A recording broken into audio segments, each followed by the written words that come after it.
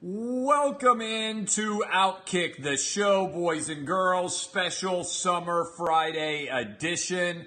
I'm here to make the world a better place. You know me, the King Solomon of the internet.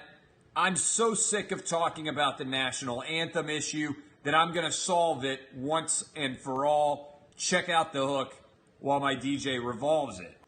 If you read the mailbag this morning, you know that somebody sent me an email, and it was a brilliant idea in an email. And it said, Clay, why can't we solve the NFL anthem controversy one fell swoop by getting a compromise? And the compromise suggested was this, which I am humbly going to call the Travis compromise.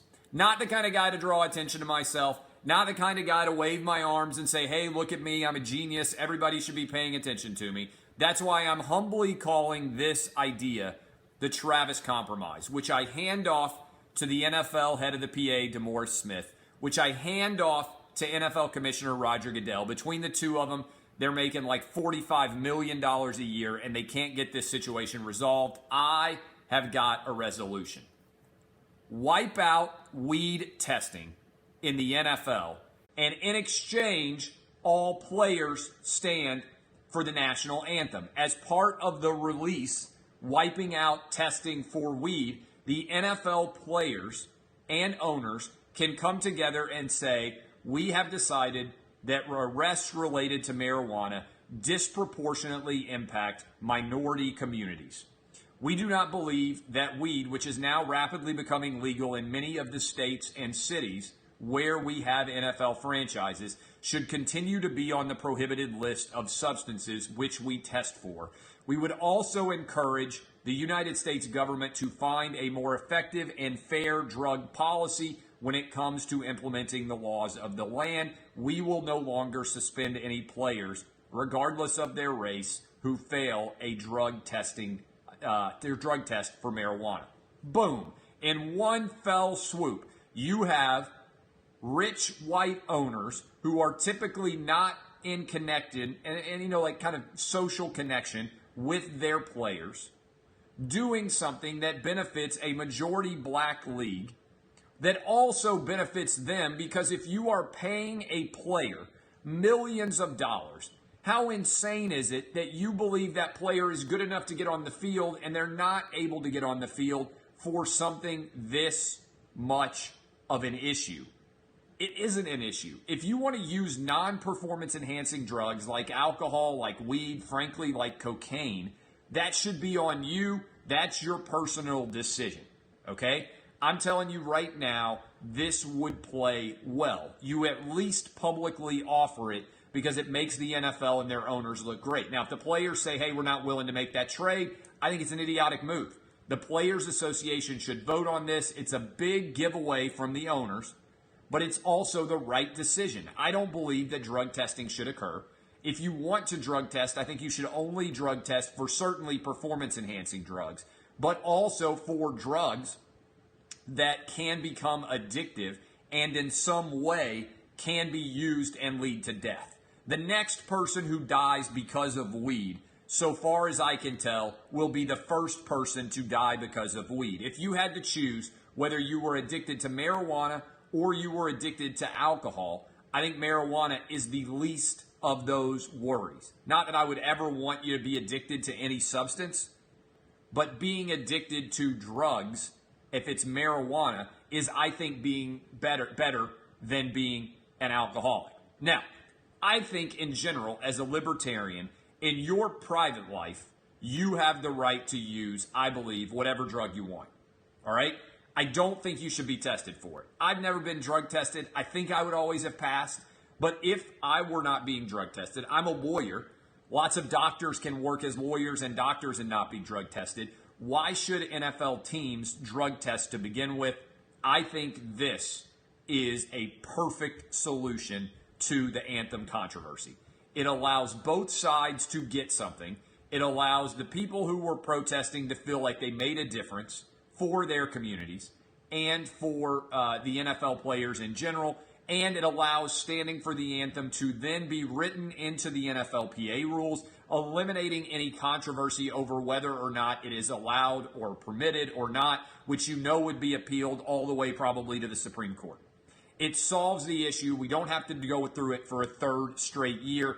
I humbly present the Travis compromise. Okay, what questions or uncertainties do you have about this? Okay, what questions do you have about this from a legal perspective? Yeah, they made a difference by getting weed legalized. I think it would be a big difference. Look, the reality is this, and you can go read my book and you can break it down. Colin Kaepernick is an idiot and his protest has no legitimacy. But I think the NFL owners are afraid of being called racist if they say that, because if you disagree with a black person in modern American society, especially in the media, you immediately get labeled as racist if you are a white person, okay? That's not fair. It's frankly completely ludicrous that you, as a white person who is an owner, get judged as being racist if you disagree with a black player. But the reality is this: Colin Kaepernick's protest had no legitimacy. It made no sense. You can go read my entire book where I break it down simply for you. But the essence of it is this: when Colin Kaepernick protested the United States flag during the national anthem and said he was refusing to stand up for it because there were minorities being killed, the federal government was helmed up by Barack Obama, a black person, and by Loretta Lynch, a black woman. And they were already investigating every improper police shooting that may or may not have been legal in this country. They were literally already doing everything the federal government could do to stop police shooting of minorities. Literally, they could do nothing more. That's what the Michael Brown investigation was. The Justice Department under Eric Holder investigated it and found out that hands up, don't shoot was a lie. Okay? Every questionable local police shooting that the federal government worried might have been covered up was investigated to see if it was a violation of federal civil rights law. Barack Obama was already doing exactly what Colin Kaepernick wanted him to do. And that's why I wish, in all honesty, if Barack Obama had a do-over, if I had him on Outkick, I would say, President Obama, do you wish that you had said to Colin Kaepernick, thank you for bringing attention to this issue. I agree that no innocent person should be shot by law enforcement. That is why the federal government is already conducting our own investigations of any suspect police shootings that we believe could be covered up to ensure that those victims get justice in the event there is a cover-up. In other words, you might not have known it, but we are already doing exactly what you are protesting, demanding that the federal government do. So while I appreciate you bringing attention to this issue, it is already one that we are taking advantage of the opportunity to bring the full might and power and justice of the federal government to bear here. That is exactly what was taking place. And I wish if we could go back in time, Barack Obama would have said that. A smarter commissioner than Roger Goodell would have made that argument. He would have gone out to the press conference and he would have said the very first day when he was asked about it, I understand what Colin Kaepernick is protesting, but to me, there is no connection there between what he's protesting and what the federal government is doing because, again, I can put my lawyer hat on. What he's requesting is already taking place. He wants to ensure that the federal government ensures that there are no people who are being shot illegally and covered up for by local police officers. That is why we have federal oversight of these issues. That is why Barack Obama as the president and Loretta Lynch as the attorney general are undertaking these investigations of all of these local police shootings.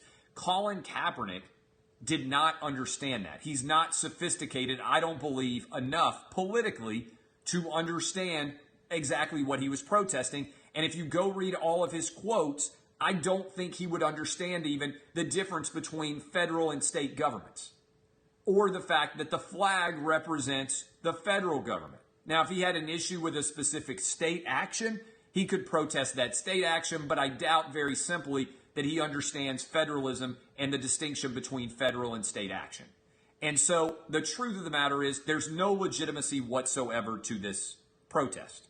It was already occurring what he wanted to at the time that he began his protest. That's why the analogy that I have made, leaving aside whether it's even legal for you in your uniform at work to protest and not be fired for it, leaving aside all these contentious legal issues, that's why I have said Colin Kaepernick is the equivalent of a guy who walks into McDonald's, demands to be served breakfast at 11:05, then the McDonald's manager walks out and says, hey, I appreciate that you like our breakfast here, but we serve breakfast all day long now at McDonald's. You don't have to protest over the fact that breakfast is not served here. Barack Obama could have been that manager. He could have walked out. He could have said to Colin Kaepernick, appreciate what you're trying to do, but literally the federal government is doing everything they possibly can to ensure that people who are shot are not being shot illegally and being covered up and all of these different things. This is the truth, okay? Nobody else is willing to point this out. I don't know why. I would encourage you to go read my book. I make this argument better than anybody else ever has and walk you through the entire process. But evidently the owners and Roger Goodell are so afraid of being called racist that they won't just point out the facts of the situation. That's the only thing I can figure, is that they're afraid of being called racist. And so as a result, why not just create a compromise? It is stupid for the NFL to test for marijuana. There have to be a lot of owners that also think it is insanely stupid to test for marijuana. It also raises all sorts of difficult questions. What are you going to do about all the states where marijuana is illegal? What about if players start to argue aggressively that the reason they need marijuana is to recover from the physical beating that their bodies take? What if they're arguing, in other words, for medicinal marijuana, and they're saying, you know what, it's safer than these Toradol shots that you're giving us, or all these pain pills that everybody gets addicted to because your doctors give out pain pills like Skittles, and so many guys on this team cannot make it through a season without having one pain pill prescription after another. That's where you really kind of get the rubber meeting the road here. You're fine with me being addicted to Toradol and Percocet and all these different pain pills in order to play football, but you're not okay with me smoking weed to eliminate some of the pain that I feel during the course of the season? That's a tough argument, I think, for the NFL to make. So that's why I have always been in favor. I came on this show and told you, I sent out tweets, I'm in favor of legalizing medical marijuana. I think that marijuana should be legal across the entire nation, 1 billion% for medicinal-related reasons. And so if you are a player and you've got health issues and you want to use marijuana, why not solve this issue once and for all? Again, the Travis Compromise. Come out and legalize marijuana. It doesn't make any sense. Let's talk about it from a pure business perspective. Why would you sign a player that you think is a great asset? Josh Gordon, for example. And then not be able to use him because he smokes pot. We got guys suspended longer for smoking pot than we do for beating up women. That's not right. It doesn't make sense. If you have an asset and he's an asset to your team on the field, then you, in my opinion, are making an illogical decision. You should want that player out on the field. You're paying him millions of dollars. Take away the ridiculousness of this suspension and in the process in the anthem controversy. Because without a compromise here, what you're going to end up with is an ongoing issue legally associated with the anthem. So what I try to do I am actually naturally a guy who looks for compromise. People watch this show, they're like, hey, Clay Travis is pretty reasonable. People want to brand me as dogmatic or alt-right or sexist or racist or whatever they want to call me. When you actually listen to me on the morning radio show, or you listen to my show, or you read my column, what's a funny thing you come to realize, I'm actually the most reasonable person in sports media. I say I'm a radical moderate. What I do is I look at facts, and then I reasonably analyze them in an intelligent fashion, and I come up with solutions lots of times. And my solution here is the medical marijuana, the marijuana ban doesn't make sense in the NFL. There are a lot of players probably who agree that it doesn't make sense in the NFL. And also, it's a larger issue societally wide in that it overwhelmingly impacts minority communities who are more likely to use marijuana than non-minority communities. Okay? So why not solve that issue once and for all in the NFL and simultaneously end the anthem controversy? Everybody wins in this compromise. A lot of compromises, somebody has to give up something that they want in exchange to get something else that they want more. In this situation, it seems to me, everybody wins. There's only like 15 players still refusing to stand for the anthem.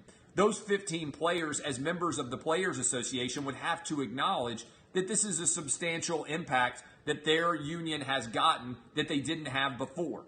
Therefore, the protest, which sought to cast a light on unfair and disparate impact in minority communities, well, how is the NFL going to end police shootings? Like, even if you agree with everything Colin Kaepernick is saying, what in the world is the NFL going to do to stop police officers from having to shoot people sometime? There's not any issue there that the NFL can resolve. What can the NFL resolve? They can send an important message that criminalizing marijuana is unnecessary and often leads to confrontations between police and minorities. And in the process, they send a message. All these white owners get to look like reasonable and decent guys, which means politically it's a good look for them. All of the majority black players get to say, you know what, we sent an important message about equal treatment under the law.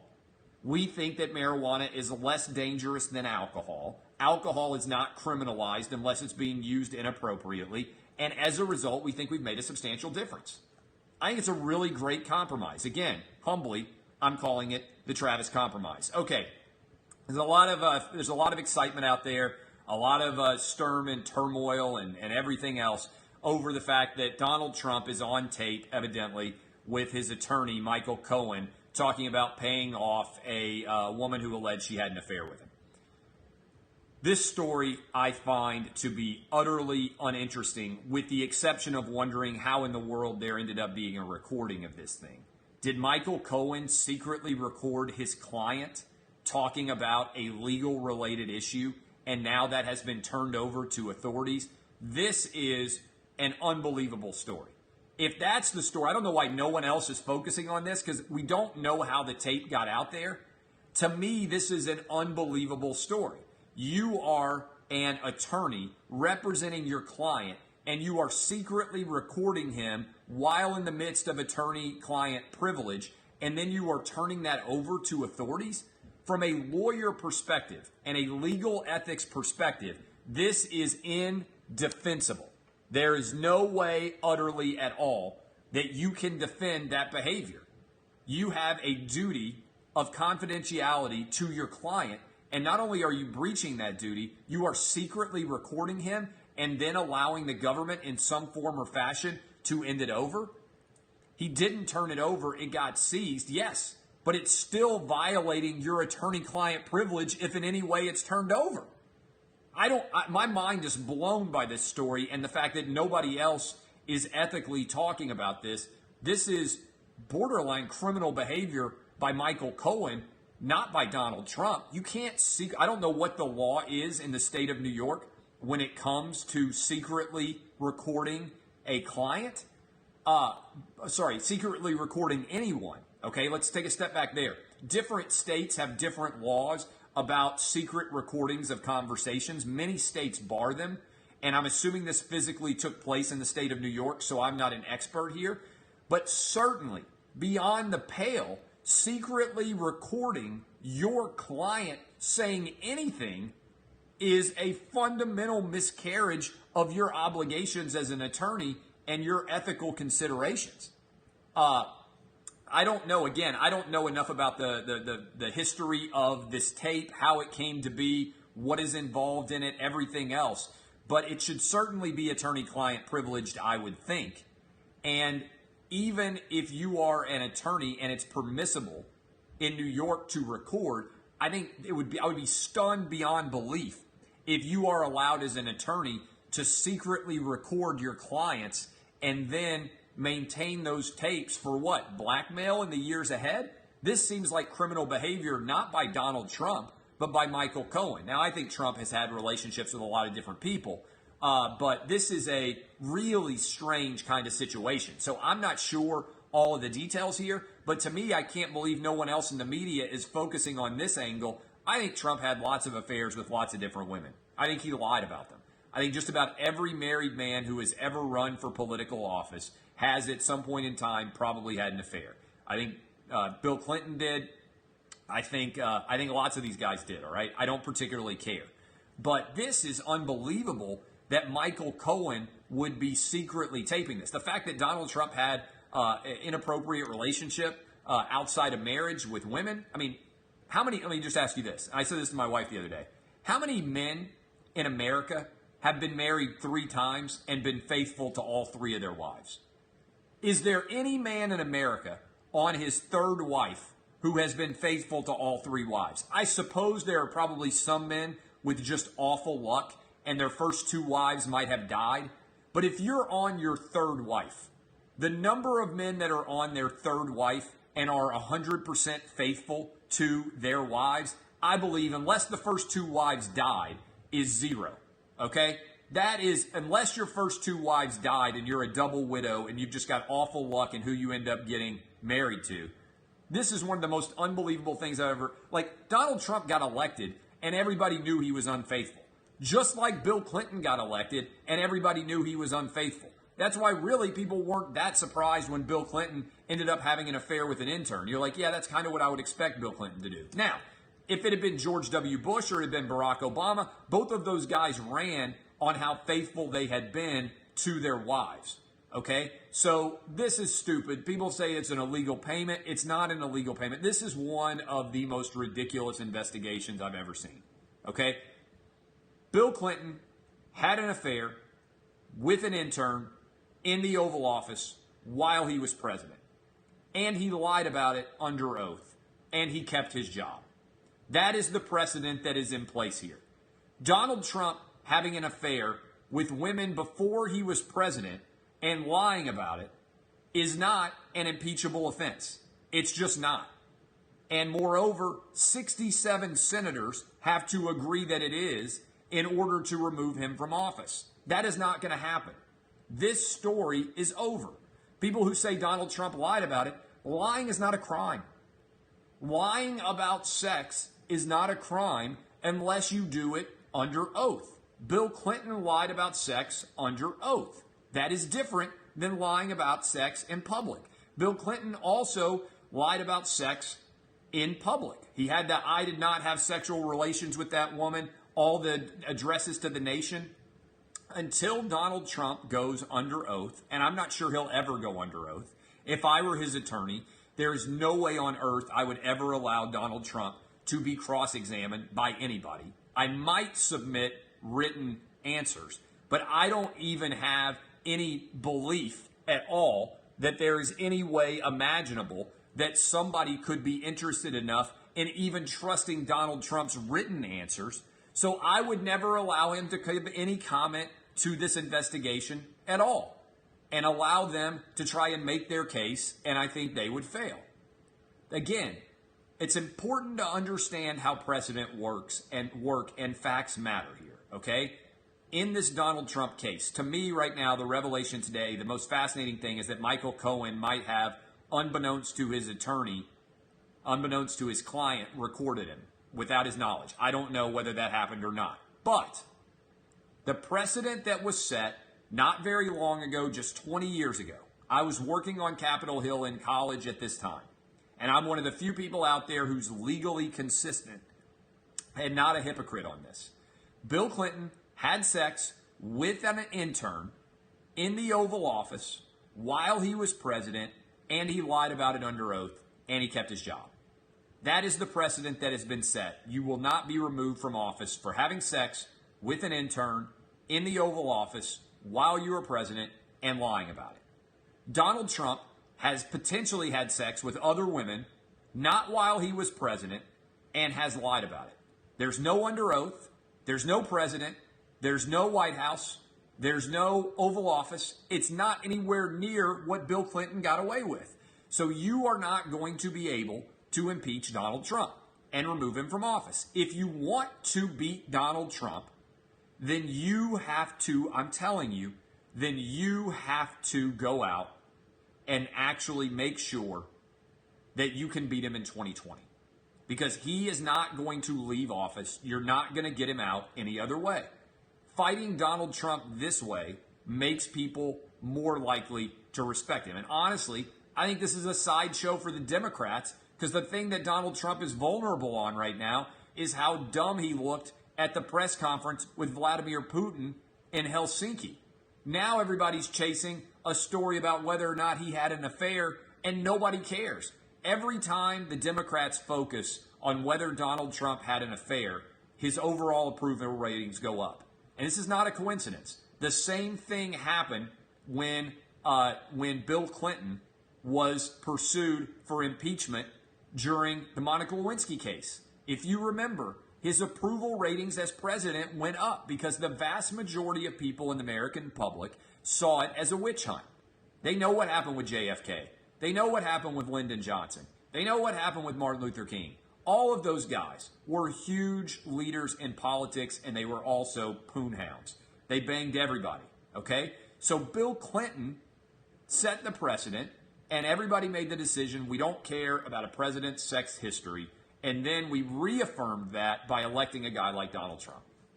All right, a couple different things. ESPYs ratings tanked by 50% since 2015. Turns out Woke Center is really bad business. That is pretty amazing. Down 50% ever since they gave Caitlyn Jenner the ESPY for courage. The American public there has revolted. They have said, we will not stand for this. Finally, a porn star, Jimmy Garoppolo, got involved with a 41-year-old porn star. And this is, let's see, I am going to, if I can find it, pull her up. I just want to read some of the titles of the movies that this woman, her name is, let's see what her name is again. This woman's name is, hold on, I'll tell you. The woman that Jimmy Garoppolo took out to dinner in Beverly Hills, Kiara Mia. Okay, Kiara Mia. This is the woman he went out to dinner with. These are some of the movies that she was in. Anal Lessons, Part 1. Oh, intriguing. Anal Lessons, Part 2. They had a new revised Anal Lessons. They had the Anal Lessons 1, and then they were like, wait, we didn't finish. We got to do a Part 2 to make sure we get all the anal lessons in. So she did Anal Lessons 1, and then she did Anal Lessons 2. Here we go. Ass Parade 41 and Ass Parade 45. She skipped 42, 43, and 44. Best Hits in the Biz, Big Anal Booties 3. Intriguing. Big Brown Latin Ass, Big Knockers, Big Tit Cream Pie 28. Some of these titles, I absolutely lose my mind on. They had not 1, not 2, not 3 to go LeBron James, not 4, not 5, not 6. They had a 28th different version of Big Tit Cream Pie. Big Tit Cream Pie 28. All right, that's funny. Here's another one. I swear to God, these are the movies that the porn star that Jimmy G took out to dinner in Beverly Hills has starred in, okay? Here's another one. Big Tits at School 15. They had 14 previous versions of Big Tits at School. She starred in Big Tits at School 15. And then it keeps getting better. Big Tits Boss 22. There's somebody out there that was like, you know what? I didn't get enough of Big Tits Boss, so they made an 18th version, and they made a 19th version, and they made a 20th version, and then they made a 21st version, and then they went out and they decided to make a 22nd version of Big Tits Boss. Not to be outdone, she also starred in Big Titty MILFs 24. They made, again, Big Titty MILFs. They're like Big Titty MILFs 1, classic. Big Titty MILFs 2, we got a franchise going here. You know, you think, like, people are like, oh, I can't believe there are 9 Star Wars movies. I'm like, motherfucker, there are 24 versions of Big Titty MILFs. Star Wars Episode 9, big deal. I'm talking here about Big Titty MILFs 24. Then, not to be outdone, she also starred in Big Titty Mamas 2, which was evidently not the prequel and franchise that Big Titty MILFs or Big Tits Boss was. She starred in Bra Busters 4. She starred in Cock on My Mind 3. She did not, I guess she wasn't, Cock was not on her mind in 1 or 2, but then she came in and she was like, hey, guess what? I'm ready now. Cock's on my mind. They're like, you're in the trilogy. You're going to be in the third part. Cougars crave young kittens 7. Cougars crave young kittens 7. This one I absolutely love, okay? Because I'm like sitting around thinking, I can't believe this exists. Couples bang the babysitter 8. Couples bang the babysitter version 8. Got a lot of different couples. They're coming home. Babysitters put the kids to bed. Bang, let's all the couples will have sex with the babysitter. You know, I'm sitting around here thinking, we have had a lot of good looking. By the way, you want to know that men make porn? There's no woman that's ever come home to pay the babysitter and been like, hey, here's $50 for babysitting. How much would you charge to bang me and my husband? There's no woman who's ever thought that. Just about every man in America has come home and he's been like, I wonder if this babysitter would bang me and my wife. And you wonder, like, well, who would think that? Well, there's a porn called Couples Bang the Babysitter 8. Let's see. Dirty Rotten Motherfuckers 8. Then she did something in Spanish, El Pellon de Brazers, a.k.a. Johnny Mexico. I don't even know what that is. She's a multilingual. El Pellon de Brazers, a.k.a. Johnny Mexico. Femdom Ass Worship 14. Hand Jobs and Handcuffs 2. If you're just out there and you're like, what in the world is Clay Travis talking about? I'm telling you right now, these are the movies that the 41-year-old porn star Jimmy Garoppolo, San Francisco 49er quarterback, took out. These are the movies that she starred in.